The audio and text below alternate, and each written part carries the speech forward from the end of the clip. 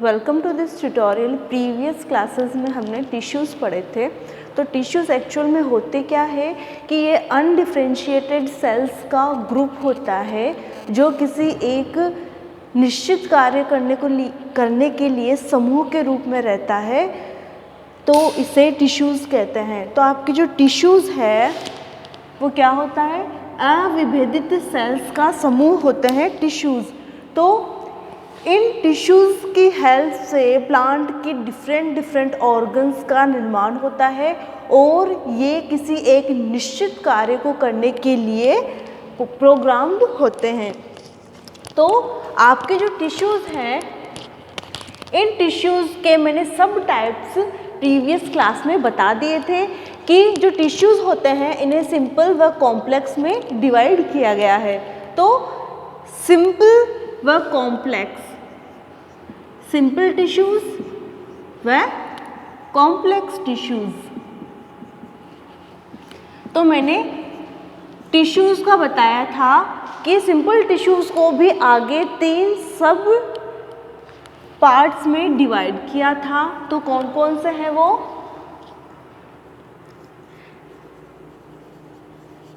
Parenchyma, sclerenchyma और collenchyma. ठीक है। तो सिंपल टिश्यूज़ को आगे 2 उप विभागों में डिवाइड किया था या उपभागों में डिवाइड किया था, पैरेन्काइमा, स्क्लेरेन्काइमा एंड कोलेन्काइमा। और जो आपके कॉम्प्लेक्स टिश्यूज़ हैं इनको मैंने डिवाइड किया था जाइलम व फ्लोएम में। ठीक है। तो जो सिंपल टिश्यूज़ हैं उसके अंदर हमने पैरेन्काइमा पे अच्छे से पढ़ा था, अच्छे से डिस्कस किया था कि एक्चुअल में पैरेन्काइमा क्या होते हैं और इसको किन किन पार्ट्स में डिवाइड किया गया है और इसकी उपस्थिति कहाँ कहाँ होती है। जो आज हम कवर करेंगे वो करेंगे स्क्लेरेन्काइमा एंड कोलेन्काइमा। तो सिंपल टिश्यूज़ के हम स्क्लेरेन्काइमा एंड कोलेन्काइमा भाग पे हम बात करेंगे। तो टॉपिक है कोलेन्काइमा।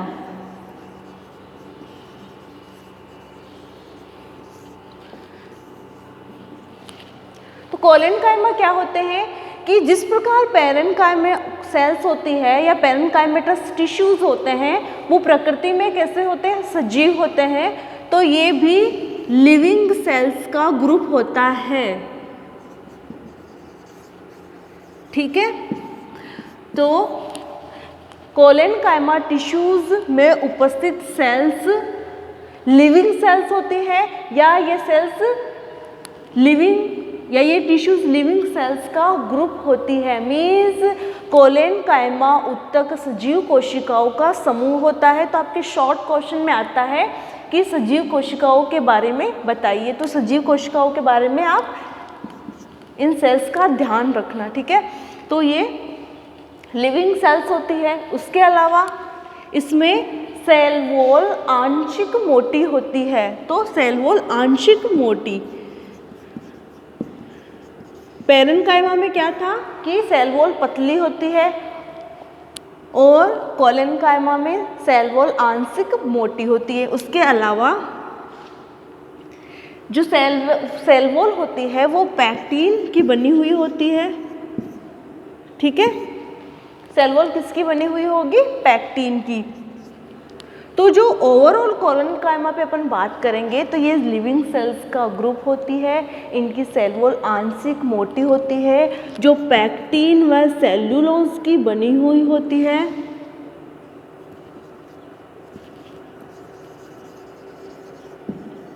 उसके अलावा इनमें अंतराकोशिकीय अवकाश, जिन्हें हम इंटरसेल्युलर स्पेस कहते हैं, वो अनुपस्थित होते हैं। इनमें न्यूक्लियस जो होता है वो उपस्थित होता है। क्यों होता है? क्योंकि मैंने पहले ही बता दिया कि ये सजीव कोशिकाएं होती है तो इनमें न्यूक्लियस उपस्थित होता है। उसके अलावा जो कोलेनकाइमा टिश्यूज होते हैं, ये कोलेनकाइमा टिश्यूज कहाँ उपस्थित होंगे?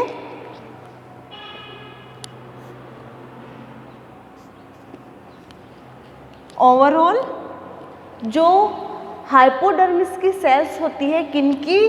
डाइकोट्स की।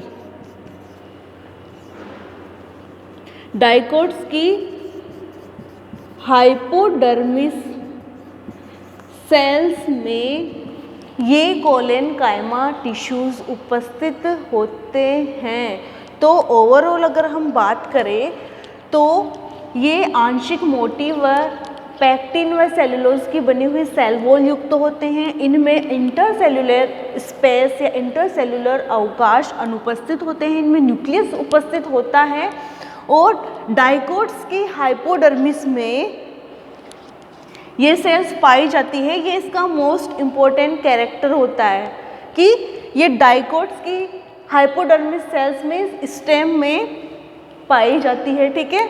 लेकिन ये क्या होती है? सेकेंडरी जो टिश्यूज होते हैं, द्वितीयक जो उत्तक होते हैं, इन द्वितीयक उत्तकों में यह अनुपस्थित होती है। और ये जो सेल्स होती है, इन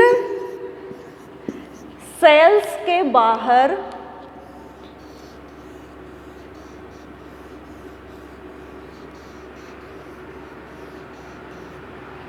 स्थूलित पदार्थ सेल्यूलोज का जमाव होता है। किसका? स्थूलित पदार्थ सेल्यूलोज, ठीक है। तो इनकी सेल वॉल मैंने कहा आंशिक रूप से मोटी होती है, तो मोटी होगी इट मीन्स इनकी जो सेल्स होती है उनके बाहर स्थूलित पदार्थ सेल्यूलोज का जमाव होता है।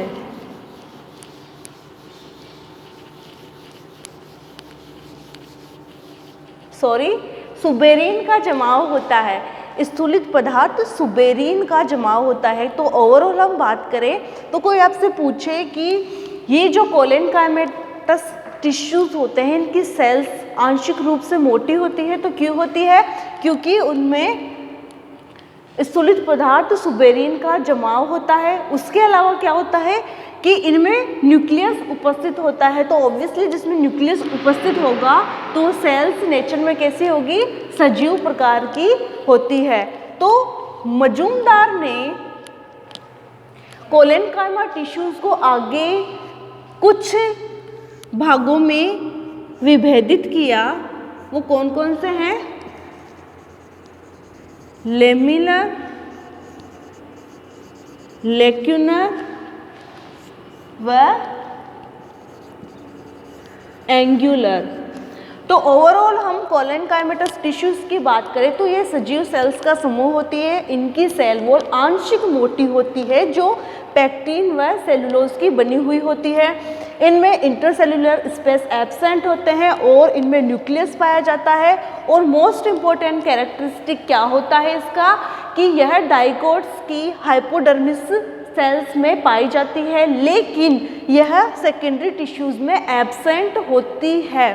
फिर ये जो कोलेनकाइमेटस टिश्यूज होते हैं, इनका फंक्शन क्या होता है कि यह जो कोलेनकाइमेटस टिश्यूज होते हैं, सबसे पहले तो इसके बारे में बात करें तो कैरेक्टर क्या है कि इनकी सेल वॉल के बाहर स्थूलित पदार्थ का जमाव होता है। वो स्थूलित पदार्थ क्या होता है? सुबेरीन। तो इसकी सेल वॉल के बाहर सुबेरीन का जमाव होता है। इसके फंक्शंस क्या होंगे कि यह प्लांट ऑर्गन्स जैसे कि पुष्पवृंत व पर्णवृंत को दृढ़ता व लचकता, फ्लेक्सिबिलिटी प्रदान करते हैं, ठीक है। तो ये क्या करेंगे? इन टिश्यूज का अगर हम फंक्शंस की बात करें तो क्या होगा कि एक तो यह यांत्रिक दृढ़ता प्रदान करेंगे, ठीक है।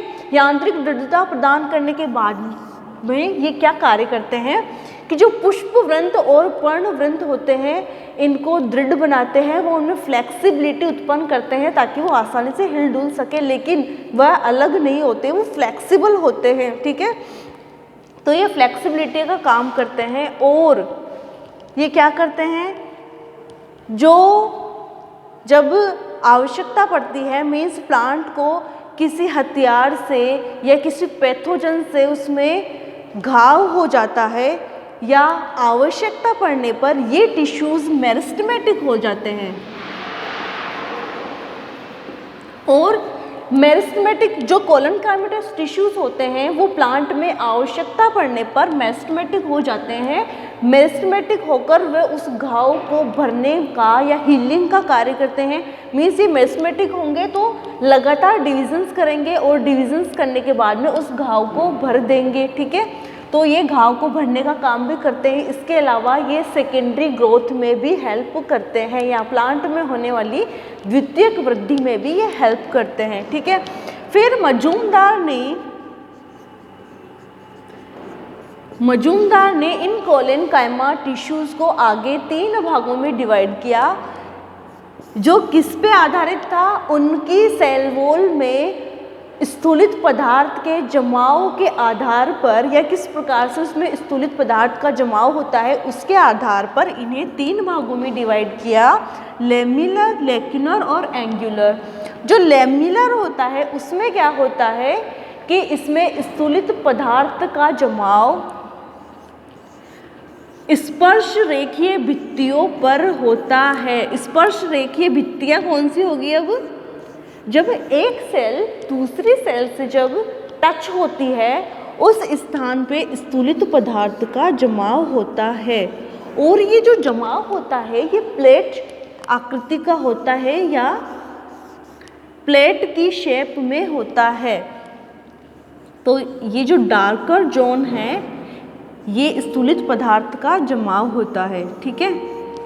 तो ये जो जमाव है वो कहाँ हो रहा है, स्पर्श रेखीय भित्तियों पर, स्पर्श रेखीय भित्तियों पर। तो मैंने बता दिया कि इनमें होने वाले स्थूलित पदार्थ सुबेरिन के जमाव के आधार पर मजूमदार ने इन्हें 3 भागों में डिवाइड किया। तो फर्स्ट है लेमिनर। तो लेमिनर में क्या होता है कि इनमें स्थूलित पदार्थ का जमाव कोशिकाओं की स्पर्श रेखीय भित्तियों में होता है। अब स्पर्श रेखीय भित्तियाँ कौन सी हो गई कि एक सेल दूसरी सेल से कहाँ टच हो रही है उस स्थान पे इसका जमाव होगा। और ये जो जमाव होता है वो प्लेट शेप में होता है, ऐसे जहाँ जहाँ ये सेल्स एक दूसरे से टच हो रही है वहाँ वहाँ इस स्थूलित पदार्थ का जमाव हो रहा है, इसलिए इसे लेमिलर कोलेनकाइमेटस टिश्यूज कहते हैं, ठीक है। इस भाग को लेमिनर कोलेनकाइमा भी कहते हैं। एग्जाम्पल है सूरजमुखी, हेलियंथस, ठीक है। तो सूरजमुखी में लेमिलर कोलेनकाइमा पाए जाते हैं, मीन्स उसमें जो स्थूलित पदार्थ का जमाव है वो स्पर्श रेखीय भित्तियों पर होता है। सेकेंड टाइप है इसमें लेक्यूलर। लेक्यूलर में क्या होता है कि इसमें स्थूलित पदार्थ का जमाव अंतराकोशिकीय अवकाशों में होता है। अब अंतराकोशिकीय अवकाश क्या होते हैं कि जब एक सेल दूसरी सेल से अटैच होती है तो अगर उन सेल्स के बीच में थोड़ा सा भी स्पेस रह जाता है तो उसे अंतराकोशिकीय अवकाश कहते हैं। या मैं सिंपल वर्ड्स में कहूँ तो 2 या 2 से अधिक सेल्स के बीच में उपस्थित खाली स्थान को अंतराकोशिकीय अवकाश या इंटरसेल्युलर स्पेस कहते हैं।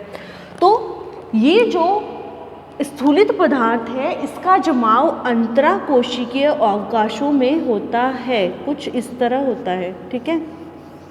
ये हो गई ये सेल्स।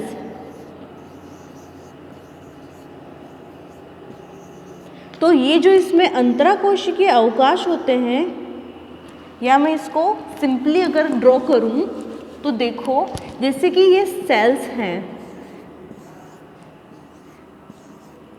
और इन सेल्स के बीच में ये है अंतराकोशिकीय अवकाश। तो जो स्थूलित पदार्थ है इसका जमाव अंतराकोशिकीय अवकाशों के मध्य में होता है। और ऐसा किसमें देखा गया था, इसका एग्जाम्पल है कुकुरबिटा या क्यूकुरबिटा, मीन्स ककड़ी में जो ककड़ी में जो सुबेरिन का जमाव होता है या स्थूलित पदार्थ का जमाव होता है वो अंतराकोशिकीय अवकाशों के मध्य में होता है। फिर थर्ड टाइप है एंगुलर, जैसे कि इस नाम से पता चल रहा है कि ये एंगल्स पे जमा होगा। तो देखो एंगुलर में क्या होता है कि इस प्रकार के टिश्यूज में स्थूलित पदार्थ का जमाव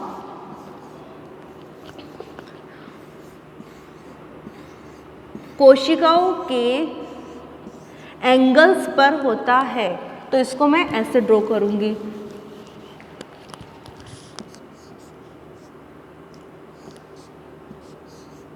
कंसिडर करो कि ये सेल्स का ग्रुप है जिसे हम टिश्यूज कह रहे हैं, और जो ये टिश्यूज हैं इनमें ये सेल्स हैं, ठीक है। तो इस प्रकार के टिश्यूज में स्थूलित पदार्थ का जमाव सेल्स के एंगल्स पर होता है या सेल्स के कोण पर होता है, इसलिए इसे एंगुलर कोलेनकाइमा कहते हैं। और ऐसा किसमें देखा गया?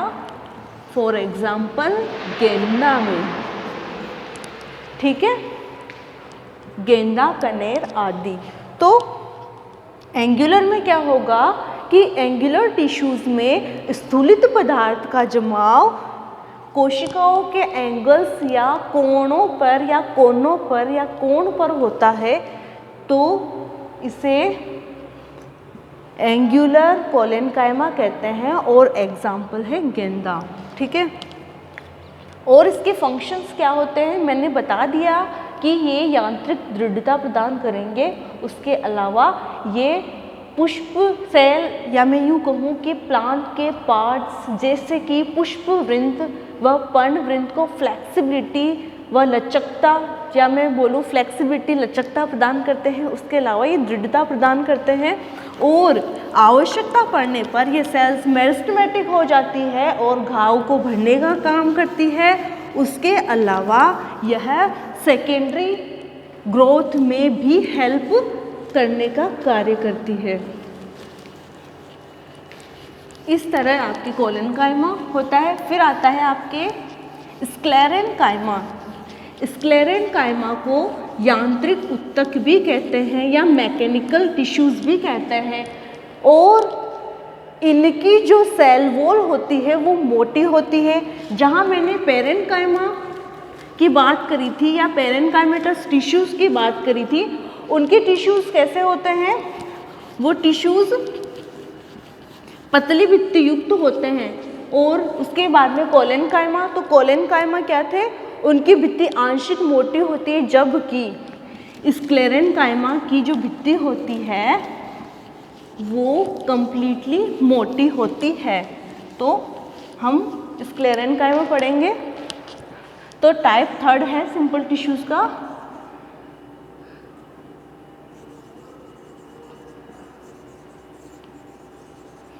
स्क्लेरेनकाइमा। तो स्क्लेरेनकाइमा को मैकेनिकल टिश्यूज या यांत्रिक ऊतक भी कहते हैं। उसके अलावा इनकी सेल वॉल मोटी होती है या थिक होती है, ठीक है। और ये जो स्क्लेरेनकाइमा टिश्यूज होते हैं ये इनमें इंटरसेल्युलर स्पेस या अंतराकोशिकीय अवकाश अनुपस्थित होते हैं। इनमें न्यूक्लियस एब्सेंट होते हैं, किनमें? मैच्योर सेल्स में, ठीक है। और मैंने जो कोलेनकाइमा पढ़ाया था उसके फंक्शंस में 2 पॉइंट और रह गए थे कि कोलेनकाइमेटस टिश्यूज फूड स्टोरेज का कार्य भी करते हैं, और प्लांट के कुछ स्पीसीज में कोलेनकाइमा टिश्यूज फोटोसिंथेसिस का कार्य भी करते हैं और सेकेंडरी ग्रोथ में भी हेल्प करते हैं।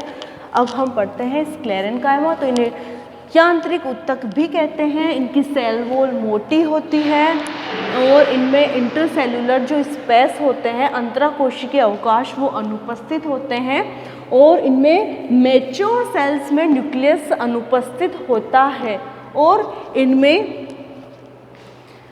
स्थूलित पदार्थ का जमाव होता है। उस स्थूलित पदार्थ को कहते हैं लिग्निन।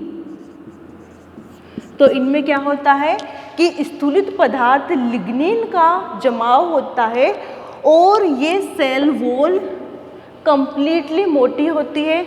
जहां हम तुलनात्मक रूप से बात करें तो जो कोलेनकाइमेटस टिश्यूज़ होते हैं या कोलेनकाइमा टिश्यूज़ की जो सेल्स होती है वो कहीं कहीं ही मोटी होती है या उनकी सेल वॉल कहीं कहीं से थिक होती है। तो वो क्यों होती है?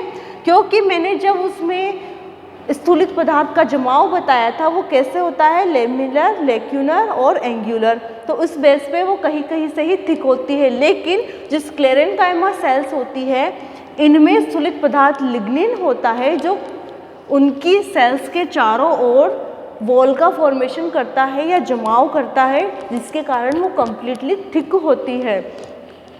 अब देखो, ये जो स्क्लेरेनकाइमा टिश्यूज़ होते हैं, इन स्क्लेरेनकाइमेटस टिश्यूज़ को आगे कुछ पार्ट्स में डिवाइड किया गया है। वो क्या क्या है? फर्स्ट थिंग, फंक्शन की अगर हम बात करें तो यांत्रिक दृढ़ता प्रदान करेंगे, ये भी कोलेनकाइमेटस टिश्यूज़ की तरह, और उसको दृढ़ बनाने के साथ में जो प्लांट में इंजरी होती है, हानि होती है, उससे भी प्लांट की रक्षा करते हैं। तो ये जो स्क्लेरेनकाइमा टिश्यूज़ होते हैं ये स्क्लेरोज शब्द से बने हैं, जिसका अर्थ होता है स्ट्रॉन्ग या मजबूत। ठीक है, तो स्क्लेरेनकाइमेटस टिश्यूज़ स्क्लेरोज शब्द से बने हैं, जिसका अर्थ होता है मजबूत।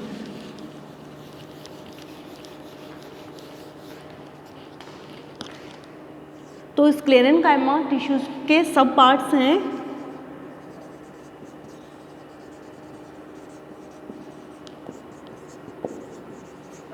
स्क्लेरेनकाइमेटस फाइबर्स और स्क्लेरोइड्स ऑफ स्टोन सेल्स। तो आपके सिलेबस में स्क्लेरेनकाइमा टिश्यूज़ को दो पार्ट्स में डिवाइड किया गया है, स्क्लेरेनकाइमेटस फाइबर्स और स्क्लेरोइड्स ऑफ स्टोन सेल्स। ठीक है, तो आपके जो स्क्लेरेनकाइमेटस फाइबर्स होते हैं इन्हें भी आगे तीन भागों में डिवाइड किया गया है, ज़ाइलरी फाइबर्स, एक्स्ट्रा ज़ाइलरी फाइबर्स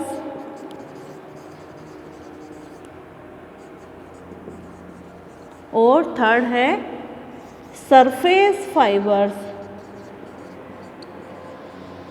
ठीक है, तो ज़ाइलरी फाइबर्स है, इसे भी आगे कुछ पार्ट्स में डिवाइड किया गया है, जैसे कि फर्स्ट है लिब्रीफॉर्म फाइबर और सेकंड है फाइबर ट्रैकिड्स।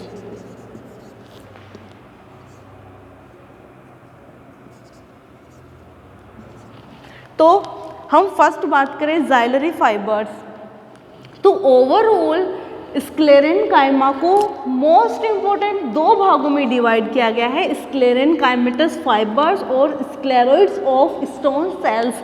तो जो आपके टाइप 1 है स्क्लेरेनकाइमेटस फाइबर्स, तो इन्हें आगे तीन सब पार्ट्स में डिवाइड किया गया है।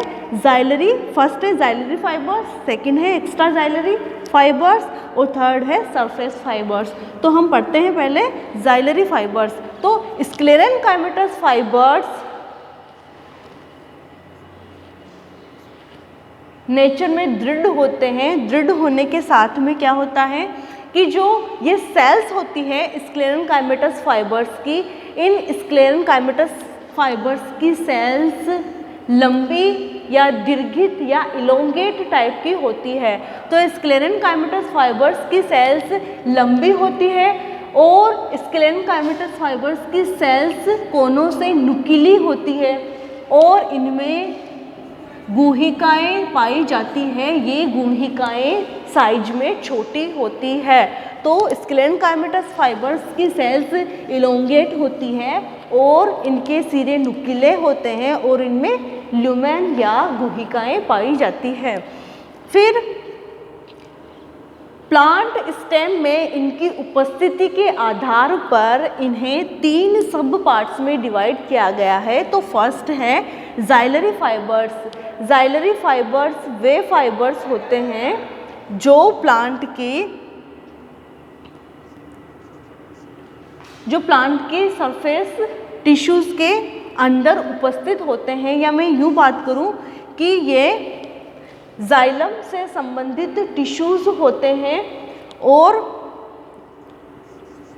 इनकी सेल्स साइज में छोटी होती है और इनमें गुहिकाएं पाई जाती है। फिर मैं बात करती हूँ एक्स्ट्रा जाइलरी फाइबर्स। तो जो एक्स्ट्रा जाइलरी फाइबर्स है, इन एक्स्ट्रा जाइलरी फाइबर्स को एक्स्ट्रा जाइलरी फाइबर्स इसलिए कहा गया क्योंकि ये फ्लोएम व पेरिसाइकिल से संबंधित होते हैं। तो एक्स्ट्रा जाइलरी फाइबर्स वे फाइबर्स होते हैं जो फ्लोएम व पेरिसाइकिल से संबंधित होते हैं, जब इन्हें बास्ट फाइबर भी कहते हैं। तो एक्स्ट्रा जाइलरी फाइबर्स को एक्स्ट्रा जाइलरी फाइबर्स क्यों कहा? क्योंकि ये फ्लोएम व पेरिसाइकिल से संबंधित होते हैं और इन्हें कंबाइंड रूप में बास्ट फाइबर्स भी कहते हैं। और ये जो फाइबर्स होते हैं ये आर्थिक दृष्टि से अत्यंत महत्वपूर्ण फाइबर्स होते हैं और ये सेकेंडरी ग्रोथ के टाइम बनते हैं। फिर आते हैं सरफेस फाइबर। तो सरफेस फाइबर्स